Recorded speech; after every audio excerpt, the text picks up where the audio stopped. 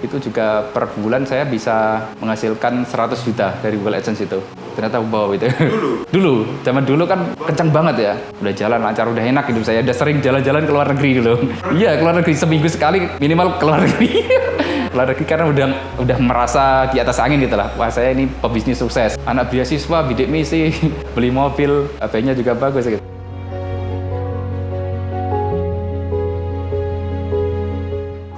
Jadi selama sebulan itu kita otak-atik terus. Makin gagal tuh makin penasaran saya. Harus jadi ini pokoknya. Kalau gagal kan bagus, nggak bisa ditiru orang lain ya gitu. Justru kayak gitu kan. Alhamdulillah dari Shopee, dari ads iklan itu udah jalan dan ngerekrut tambah karyawan gitu. Pernah karyawan saya itu sampai pas puasa lebih dari 100 kan.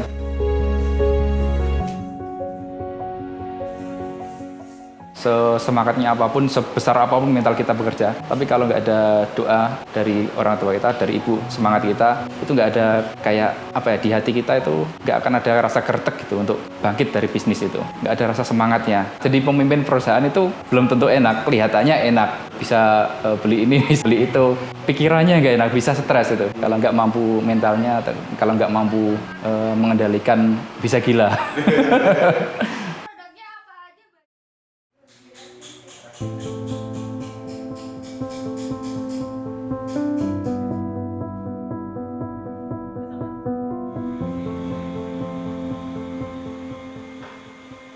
Assalamualaikum warahmatullahi wabarakatuh. Nama saya Rifan Heriadi. Saya berasal dari Pati, tepatnya di Desa Kerandan, di pelosok lah. Dulu saya basicnya sebagai santri. Waktu sekolah dulu SMP, SMA, saya di pesantren Rodotul Ulum. Jadi basic usaha itu nggak ada sama sekali waktu kecil. Saya kuliah di Brawijaya, Malang. Nah, sampai sekarang saya tinggal di Malang dan membuat bisnis juga di Malang.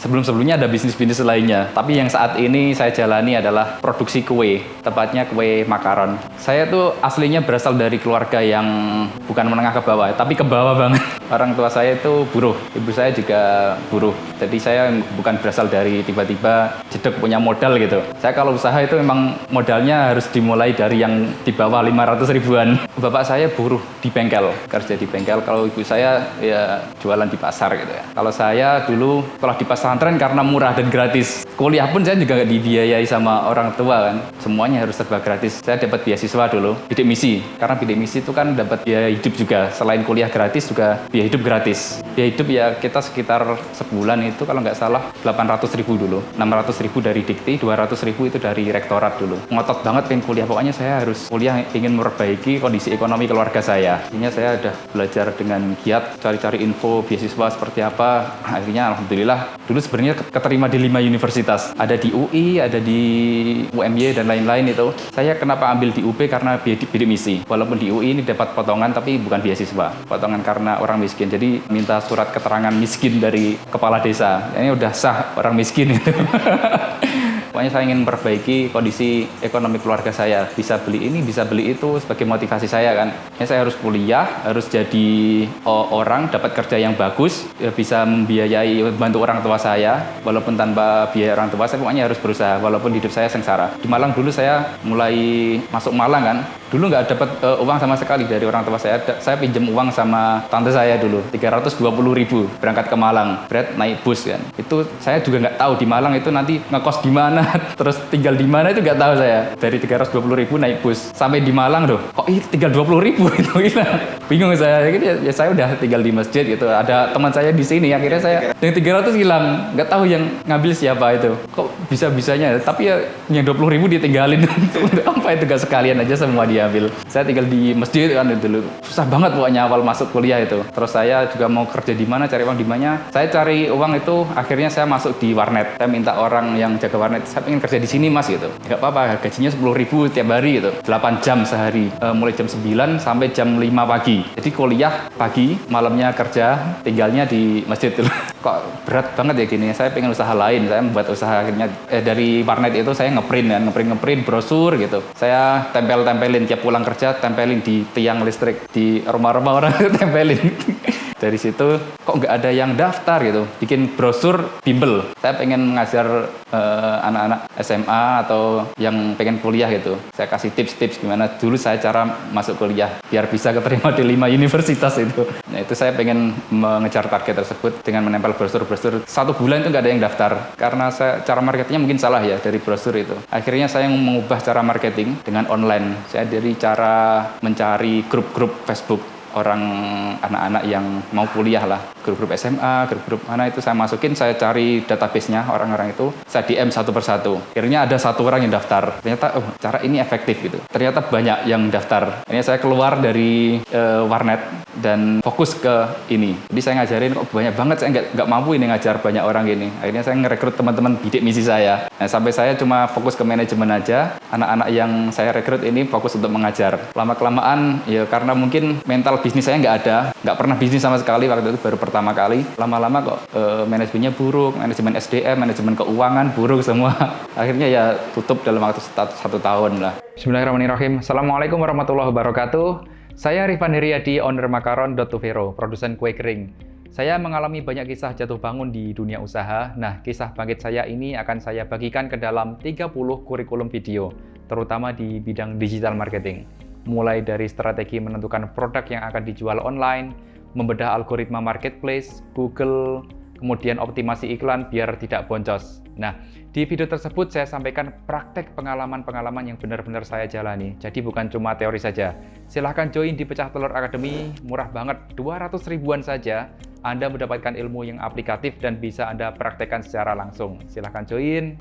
Terima kasih. Assalamualaikum warahmatullahi wabarakatuh.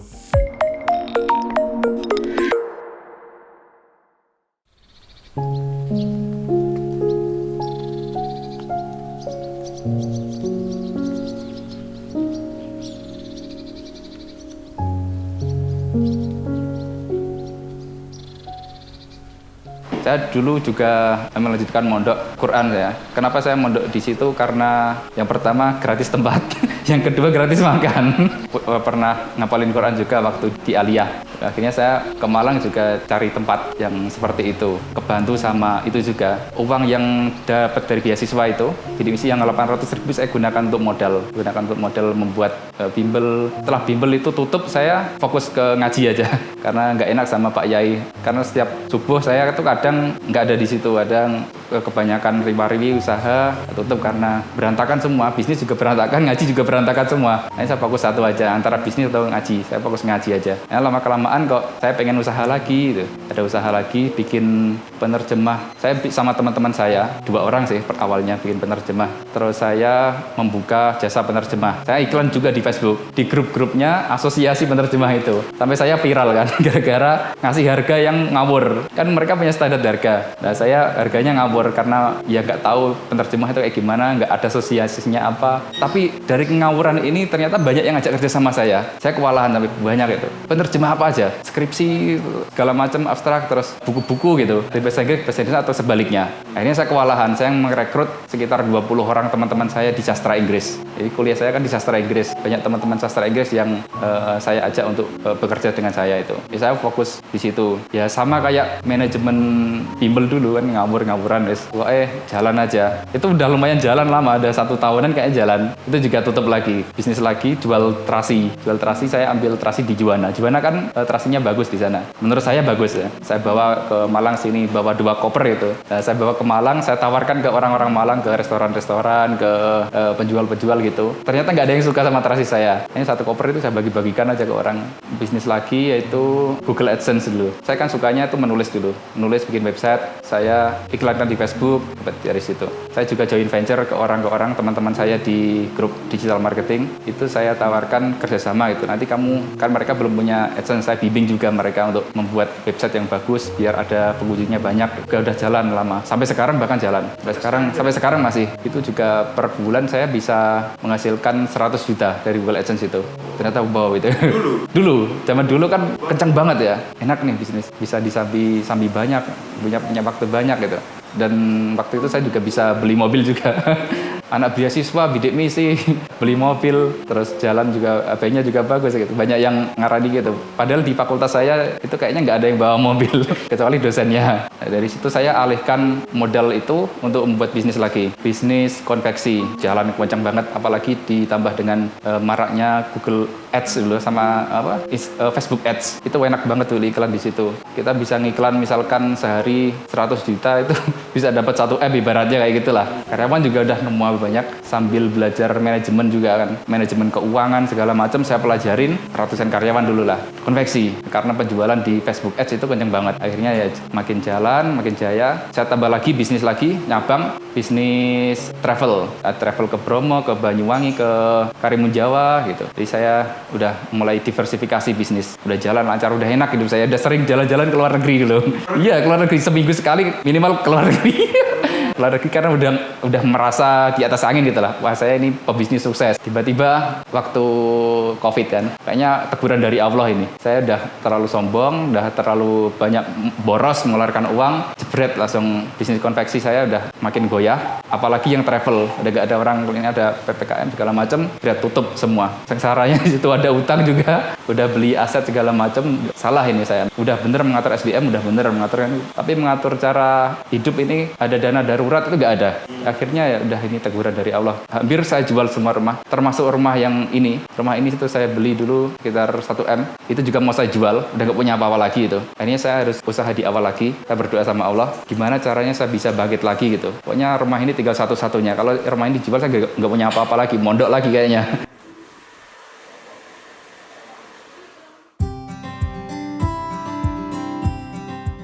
Saya nyoba-nyoba lah buka di YouTube, saya nyari-nyari ide. Bisnis apa yang sekiranya saya bisa jalankan, yang bisa orang-orang ini beli walaupun di masa Covid ini. Ini saya kedapatan kepikiran dulu, kayaknya orang-orang kalau di rumah ini ngemil ya, sambil nonton Netflix, sambil nonton YouTube gitu. Ngemil cemilan, udah bener. Cemilan yang bisa dikirim secara online apa ya? Cemilan yang menarik kalau diiklankan. Nah, saya akhirnya produk pertama saya itu makaron kayaknya. Kayaknya kepikiran, makaron nih kayaknya bagus nih. Bentuknya kan warna-warni lucu gitu, kecil-kecil. Itu kayaknya kalau diiklankan orang bisa penasaran nih beli nih kue dari Prancis, bentuknya kan lucu itu makaron. Saya awal pertama belajar dari YouTube gitu. Saya kan nggak punya basic sama sekali di bidang masak. Masak pertama pasti gagal, nggak mungkin chef aja yang baru belajar atau yang jurusan tata boga bikin makaron itu pertama pasti gagal. Nah, saya bikin makaron itu udah seminggu kok gagal terus ya. Akhirnya saya ngerekrut orang kan, ngerekrut orang tata boga. Ngerekrut orang, saya gagal itu penasaran. Ini kenapa? Apakah saya ini terlalu bodoh atau apa? Bikin udah beli bukunya cara bikin makaron, udah nonton di YouTube segala macam, baca artikel, semua teorinya tuh saya kuasai. Kok tetap gagal itu 1 minggu. Saya malah merekrut orang anak tata boga, kelihatannya yang pinter itu. Tetap gagal. Jadi selama sebulan itu kita otak-atik terus. Makin gagal tuh makin penasaran saya. Makin penasaran, harus jadi ini pokoknya. Kalau gagal kan bagus, nggak bisa ditiru orang lain ya gitu. Justru kayak gitu kan. Saya bikin terus itu. Gagal sampai 1 bulan itu baru jadi. Jadinya pun kakinya masih miring gini. Oh, ini udah keluar kakinya nih, alhamdulillah. Ayo kita terus kejar terus. Pokoknya jangan sampai menyerah. Saya ngerekrut orang itu nggak saya gaji. Karena nggak punya duit kan. Ini jangan ditiru nih. Saya kasih impian aja yang saya bikin terus sampai 1 bulan, 1 minggu itu baru jadi bagus. Jadi ini bisa dijual kita. Saya kan basicnya emang dari Facebook Ads kan, pinter jualan di online. Dari dulu jualan konveksi segala macam ya, kita iklankan aja. Ternyata peminatnya banyak. Apalagi ada Shopee dulu kan, ada Shopee gitu, kita daftar Shopee. Peminatnya banyak ya, nggak nyangka loh. Banyak ini keren ini. Modal awal bikin makaron ini sama kayak modal awal saya bikin bisnis lainnya. Bimbel, penerjemah, konveksi segala macam, saya nggak pernah modal lebih dari 5 juta. Nah, kalau makaron ini modalnya cuma 500.000 doang. Karena saya udah nggak punya uang sama sekali. Nggak punya apa-apa, tinggal 500.000 bikin bahan-bahan lah. Ovennya saya masih punya itu, oven tangkring. Itu kan saya pakai produksi gitu, pesanan yang segitu banyaknya. Nggak sampai, akhirnya saya beli oven yang besar. Beli 1 dulu, hutang teman saya. Itu berapa harganya? 7 juta kayaknya oven yang 2 dek itu. Nah, dari situ saya mulai, packagingnya kok jelek, dikirim remuk itu. Nah, saya bikin kemasan yang lebih tebal. Kemasan udah bisa dikirim ke Jakarta, akhirnya jalan. Alhamdulillah dari Shopee, dari ads iklan itu udah jalan dan ngerekrut tambah karyawan gitu. Dan sekarang sudah pernah karyawan saya itu sampai pas puasa lebih dari 100 kan. Pin shift, kerjaan 24 jam. Oven itu nggak mati 24 jam. Terutama pas puasa itu. Ada orderan 1000, orderan 2000 ada. Kan karena saya itu ahlinya kan SEO, optimasi website kan. Nah, produk saya sekiranya bisa dicari orang itu ngetik nastar gitu. Produk saya yang paling atas. Nah, itu harus kayak gitu. Ya, orang puasa kan nyarinya nastar dan orang-orang itu sekarang cenderung belanja online kan. Gimana sekiranya biar ini nggak hancur lagi seperti bisnis-bisnis sebelumnya. Nah, saya mempertahankan karyawan ini, bagaimana kita bisa jualan lagi. Akhirnya kita juga jualan di toko oleh-oleh. Di toko oleh-oleh itu kita juga bikin produk baru kan tentunya, bukan produk makaron. Kalau makaron kan cuma tahan 2 minggu, seminggu itu nggak mau mereka. Apalagi harganya juga mahal banget. Mereka kan up produknya, harganya itu sampai 100%. Kita jual ke mereka 50.000, mereka jualnya 100.000. Nah itu akhirnya kita bikin produk lagi, strudel, terus ada produk-produk lainnya untuk toko oleh-oleh. Nah, akhirnya kita ke oleh-oleh itu. Cuma kendalanya oleh-oleh itu kan pakai termin kan, nggak langsung dibayar cash kayak warteg oleh-oleh itu. Nah kendalanya dari situ, kita konsinyasi sistemnya, kita menaruh barang situ udah laku gini sehari 500 strudel misalkan. Tapi pembayarannya kan nunggu ini laku. Setelah laku kita dapat semacam nota itu. Nota itu pun nggak langsung dilunasi, dibayar. Jadi ada yang nunggu sebulan, 2 bulan itu. Iya, itu kendala banget itu.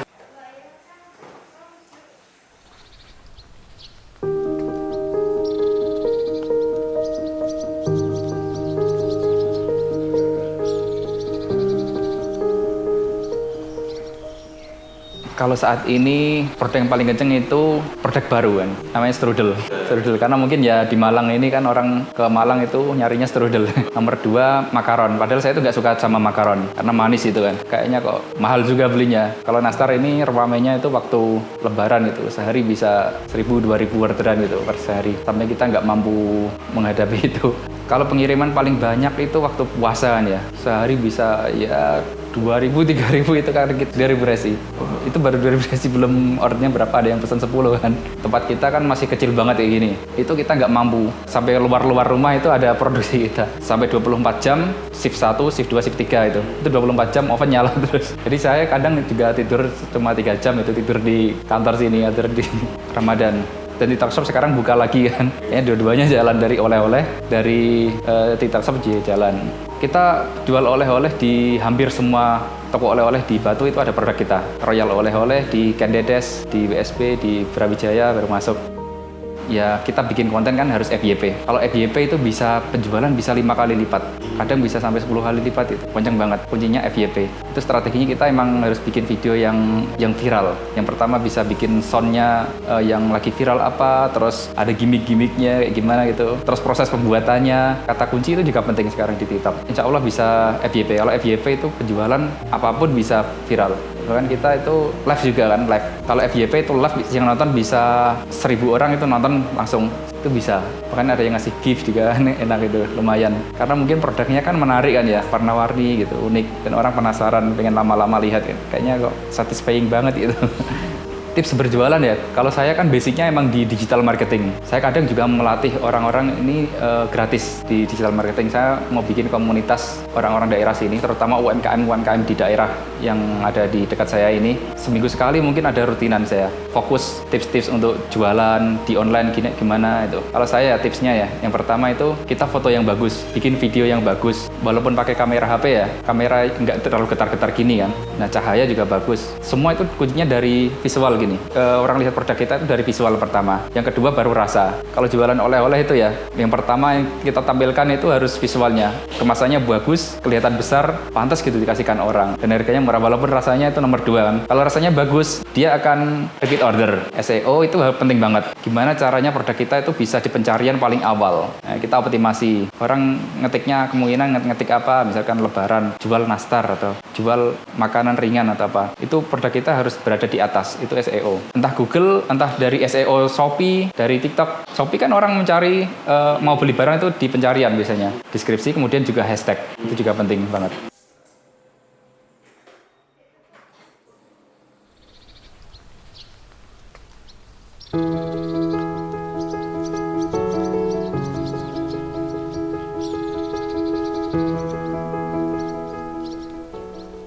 Waktu dulu kan merasa di atas angin gitu, kayaknya saya ini pengusaha sukses gitu. Itu waktu kuliah saya. Padahal anak bidik misi yang hedon banget. Sering ke luar negeri, sampai heran nih dosen saya. Ini bukannya mahasiswa bidik misi ya? Kok sering ke luar negeri, hedon banget hidupnya itu. Kuliah pun bawa mobil gitu. Sebulan sekali paling nggak liburan ya. Kan masih jomblo waktu itu. Liburannya ya nggak liburan ke Malang, ke Bromo, tapi ke luar negeri. Kemana aja?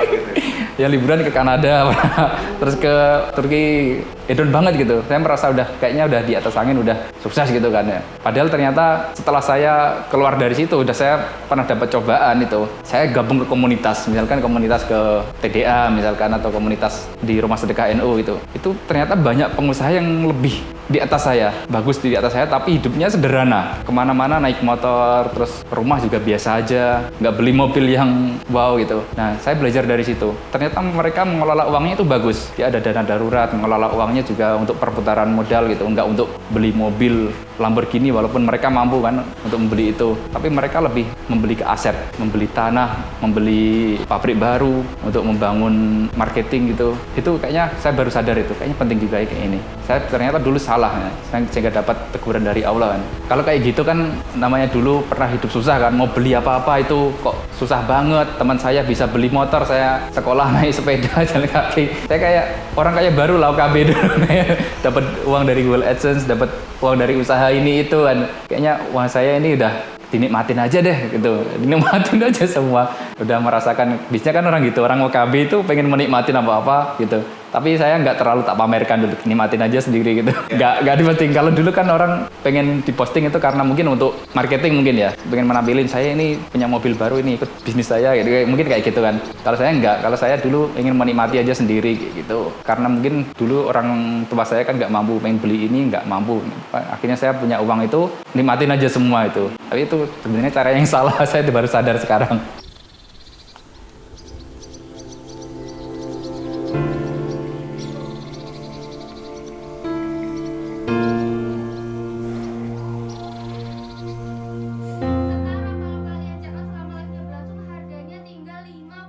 Usaha saya tutup itu, yang saya bangun dari awal konveksi itu tutup itu, saya juga sempat stres itu, mau gila itu, sampai ke psikolog, kan, aduh, usaha saya semua tutup, nggak punya uang, nggak apa-apa. Waktu itu sampai kurus sebenarnya saya, ya padahal kan mental saya udah saya latih, saya tempa berkali-kali, tapi saya nggak tega juga sama lihat karyawan saya PHK itu kan, itu juga mau balik ke rumah sana, tapi juga malu kan, berat banget sih bagi saya. Waktu masih jomblo sih untungnya, kalau udah nikah lebih berat lagi kayaknya. Kalau saya stresnya itu lebih ke memikirkan ke orang-orang itu, karyawan saya. Ini mereka punya keluarga, kalau saya ya gimana hidupnya mereka. Saya itu juga kalau masalah uang saya gampang aja saya. Tapi alhamdulillah saya bangkit lagi jualan kue itu bisa naik lagi. Ya tanah-tanah gitu kan ya, tanah-tanah rumah-rumah itu. Ada berapa tanah? Empat lahan itu lah. 4 lahan dijual? 4 lahan. Terus mobil juga dulu. Mobil ganti-ganti. Nah, mobil saya dulu cuma satu kan, jadi satu-satunya mobil. Iya, zaman bidik misi. Dirasani orang-orang bidik misi bawa mobil, ya itu mobilnya. Rumah ini kan hampir kejual juga, dan itu pun teman-teman saya nggak tahu, saya nggak cerita-cerita ke teman-teman. Orang tua saya nggak tahu sama sekali, cuma saya sendiri yang tahu. Orang tua saya itu nggak tahu aset saya itu apa aja sampai sekarang. Membahagiakan mereka, saya itu orangnya ya agak tertutup juga, mungkin introvert ya.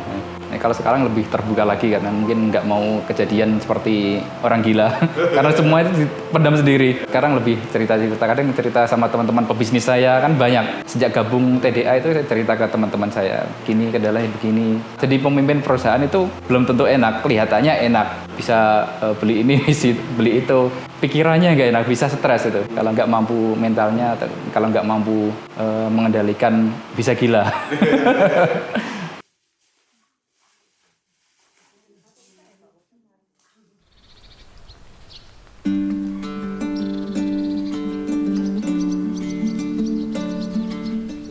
Paling penting mental kita. Ketika kita down, tadi kan misalkan TikTok Shop ditutup itu, kita nggak usah misuh-misuhin pemerintah, kita nggak usah sedih, berlarut-larut itu. Langsung aja kita berjuang lagi, bangkit lagi gitu. Nah, pertama itu mental. Kalau mental kita down, otomatis bisnis kita juga akan anjlok lagi. Kita harus tiap ada kendala harus bangkit, tiap ada kendala harus mulai lagi gitu. Misalkan ada produk kita yang pecah atau apa, kita perbaiki lagi. Yang kedua adalah dari doa. Nah, doa ini penting, apalagi doa dari kedua orang tua kita, dari ibu paling penting. Nah, kita sering hubungi ibu kita, minta doa gitu. Sekeras apapun kerja kita, sesemangatnya apapun, sebesar apapun mental kita bekerja, tapi kalau nggak ada doa dari orang tua kita, dari ibu, semangat kita, itu nggak ada kayak apa ya, di hati kita itu nggak akan ada rasa gertek gitu untuk bangkit dari bisnis itu. Nggak ada rasa semangatnya. Beda kalau kita minta restu orang tua, minta apapun dari orang tua kita, dari ibu dan ayah kita, insya Allah kita menjalankan sesuatu, entah bisnis, entah karir lain, misalkan kuliah atau apa, insya Allah akan jalannya,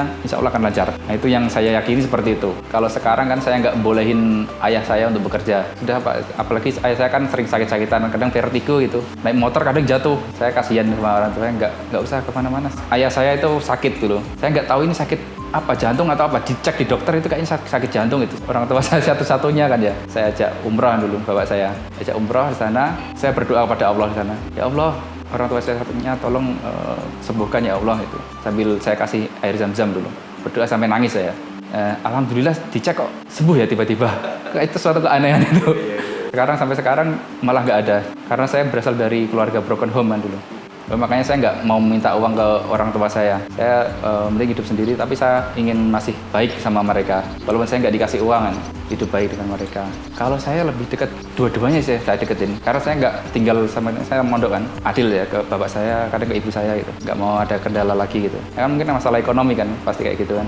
Kalau masalah ekonomi itu saya sendiri juga, waktu saya down juga saya sering berantem sama istri saya kan. Otomatis itu. Gimana caranya bisa saya stabil itu, harus pengelolaan uang kan harus bagus banget. Nah kalau istri saya itu sebenarnya punya usaha sendiri. Kalau saya down otomatis ya, kalau uang istri kan ya uang istri. Kalau uang suami ya untuk kehidupan keluarga segala macam. Alhamdulillah ya istri saya itu bisa membackup ketika saya down, bisa membantu saya, bisa menolong saya. Usaha istri saya itu salon di Malang. Itu juga saya bantu marketingnya seperti apa, sekiranya bisa di awal pencarian di halaman pertama. Promosinya di Instagram seperti apa, bikin video FYP. Kadang saya juga sharing sama istri saya karena sama-sama bisnis kan.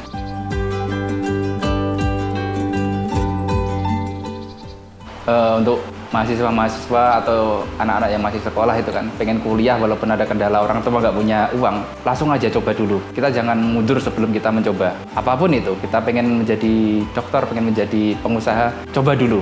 Bagi yang nggak punya uang, coba aja dulu atau kerja dulu dimanapun. Berani, yang penting berani, mentalnya yang kuat. Nah, kalau kita udah mencoba kan kita tahu ini kendalanya seperti ini. Itu bagian dari belajar. Kalau kita nggak mencoba, kita nggak akan belajar. Insya Allah kalau kita ada usaha pasti ada jalan. Itu yang saya yakin dari dulu. Kalau kita nggak mau mencoba, gimana jalannya? Nggak ada, nggak disediakan Allah pasti.